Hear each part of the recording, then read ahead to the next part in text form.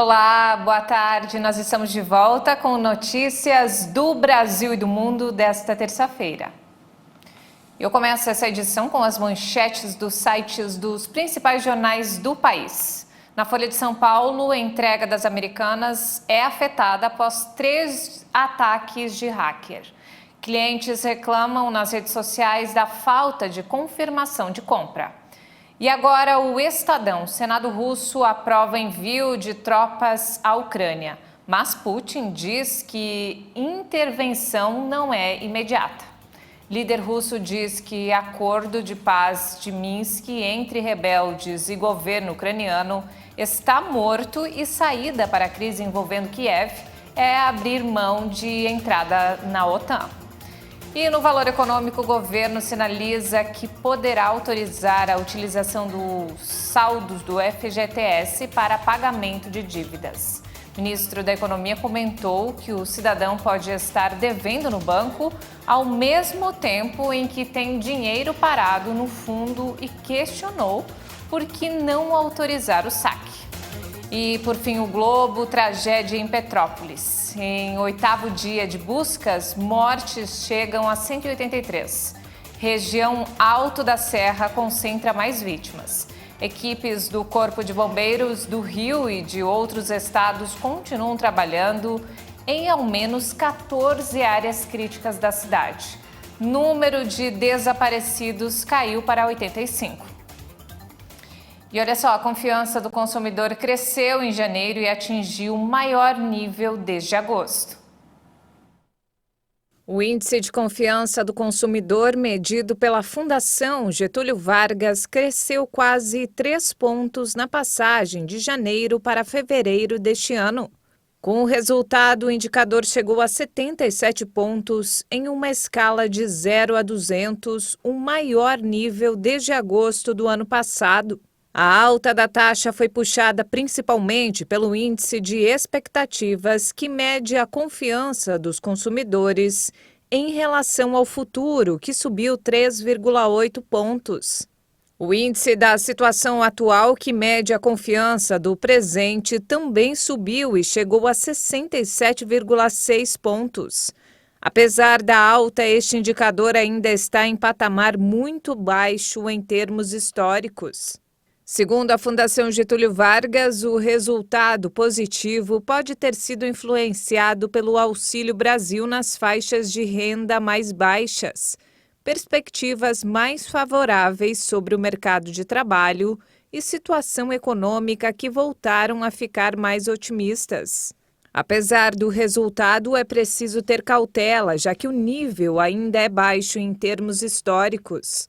E a incerteza tem afetado bastante a manutenção de uma tendência mais clara da confiança no curto prazo.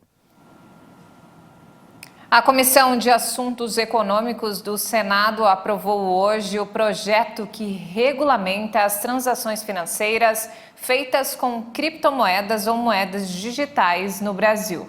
O documento inclui as fraudes, com pena de 4 a 8 anos de prisão, além de multa.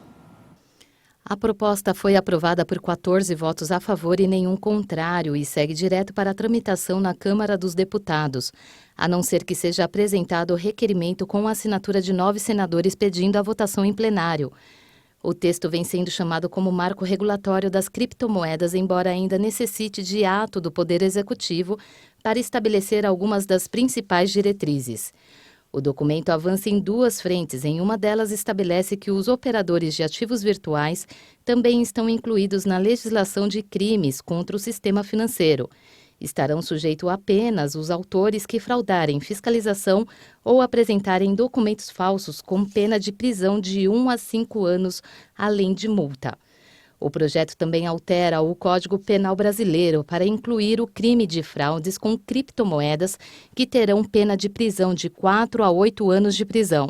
Serão, nesse caso, responsabilizados quem organizar, gerir, ofertar carteiras ou intermediar operações envolvendo ativos virtuais, com o fim de obter vantagem ilícita em prejuízo alheio, incluindo ou mantendo alguém em erro. As alterações visam criminalizar golpes envolvendo criptoativos, principalmente quando figuram crime de pirâmide financeira. Os números desse mercado no Brasil despertam a atenção das autoridades, segundo informações da Receita Federal repassadas ao Banco Central. O setor movimenta cerca de 130 bilhões de reais no país ao ano e precisa de uma regulamentação jurídica que dê segurança aos envolvidos. E nos destaques internacionais, depois do anúncio da Rússia de reconhecimento da independência de regiões separatistas ucranianas, o primeiro-ministro britânico Boris Johnson anunciou sanções a entidades russas.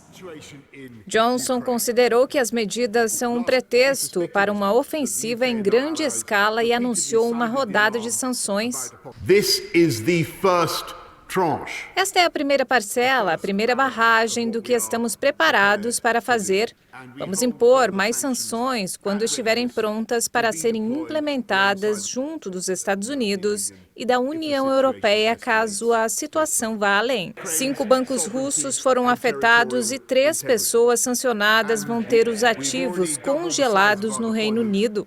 We cannot tell what will happen in Não podemos dizer o que vai acontecer nos próximos dias, mas devemos nos preparar para uma crise prolongada. O Reino Unido vai lidar com esse desafio com nossos aliados, determinado a não permitir que Putin arraste nosso continente de volta ao estado onde a agressão compensa e quem tem força tem direito. O anúncio das sanções ocorreu depois que Johnson presidiu uma reunião no início da manhã com os chefes de segurança, na qual prometeu atacar a Rússia muito duramente.